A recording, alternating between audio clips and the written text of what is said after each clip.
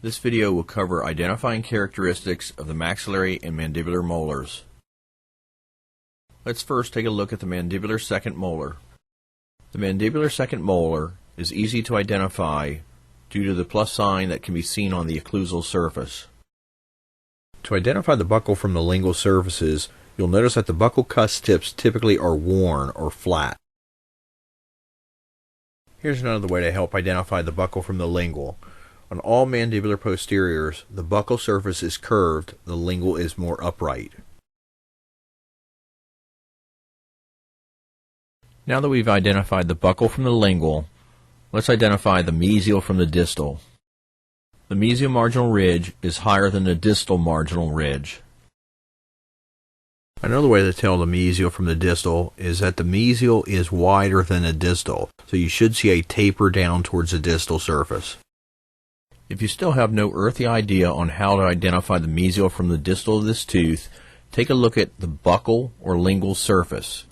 The two roots that you see have a tendency to shift or bend towards the distal. Alright, let's see how you're doing with identifying the tooth number for this tooth. We know where the buccal is. We know where the mesial is. So what tooth number is this? That's right. I hope you identified this tooth as being tooth number 31. We're now going to talk about the mandibular first molar. Identifying a mandibular first molar can be done by noticing the 5 cusps that are found on the occlusal surface. To identify buccal from lingual, there are 3 cusps on the buccal. You'll also notice that the distal cusp, which is the smallest cusp on the buccal, sits on the distal marginal ridge. Now that we've identified buccal from lingual and mesial from distal, can you tell me which tooth number this is? This is tooth number 19. Something else you should know about mandibular molars. Mandibular molars have 2 roots, and the roots are called mesial and distal.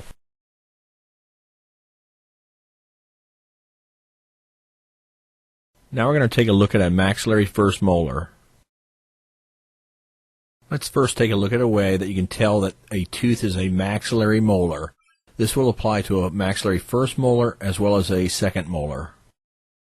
First, find the central pit, and then you'll notice a buccal groove goes directly away from the central pit.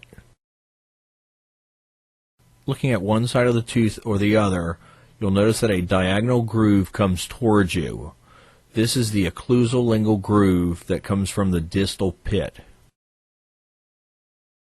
A difference between the maxillary and the mandibular molars is this groove pattern we just talked about. When you look at mandibular molars have 2 grooves coming from the central pit. These are the buccal and the lingual grooves. Let's now return to our maxillary first molar. When you look at the occlusal surface of a maxillary first molar, you'll notice that it has a very square or boxy outline. A unique finding that can be found on a maxillary first molar, but is not always found, is the cusp carabelli. The cusp carabelli, if present, will be located on the side of the mesial lingual cusp. Let's return to the occlusal view of the maxillary first molar. Remember, hold the tooth by the roots with the lingual towards you and the buccal away. With the tooth in this position, you're going to notice that you have 2 cusps on the lingual. The larger is the mesial lingual cusp, the smaller cusp is the distal lingual cusp. Let's now talk about tooth numbers. You're holding the tooth by the root, the lingual is towards you, the buccal is away. You want to identify the mesial of the surface, and you do this by identifying the mesial lingual cusp. If the mesial lingual cusp is on the left, the tooth is on the upper left. So what's the number of this tooth? That's right, it's tooth number 14. Let's now take a look at one additional finding that you'll see on maxillary molars. Maxillary molars typically will have 3 roots. There'll be 2 roots on the buccal side, a mesial buccal root and a distal buccal root. In between the roots, if they're spread far enough, you'll be able to see a large palatal root. If you compare the roots of a maxillary first molar to that of a second molar, you're going to notice that the roots on the first are more spread apart when you compare them to the closer together roots on a second molar. And now we come to the final tooth, the maxillary second molar. The maxillary second molar has all the identifying characteristics that you can see in a maxillary first molar. One big difference that you're going to see is a shape change when you look at the occlusal outline. Another is that there's no cuspocera belly on a maxillary second molar. The outline on a maxillary second molar is not square or boxy. The outline is more oval, rectangular, or skewed.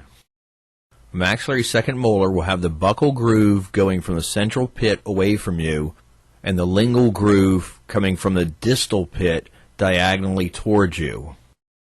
To identify the tooth number, remember, like all maxillary teeth, you have to hold it by the root with the buccal away and the lingual towards you. Identify the larger mesial lingual cusp. If the mesial is on the right, the tooth is on the upper right. So, which tooth number are we looking at? That's right, this is tooth number 2. Okay, so we finally reached the end of all the videos on the teeth. Hopefully they have helped in some way or another.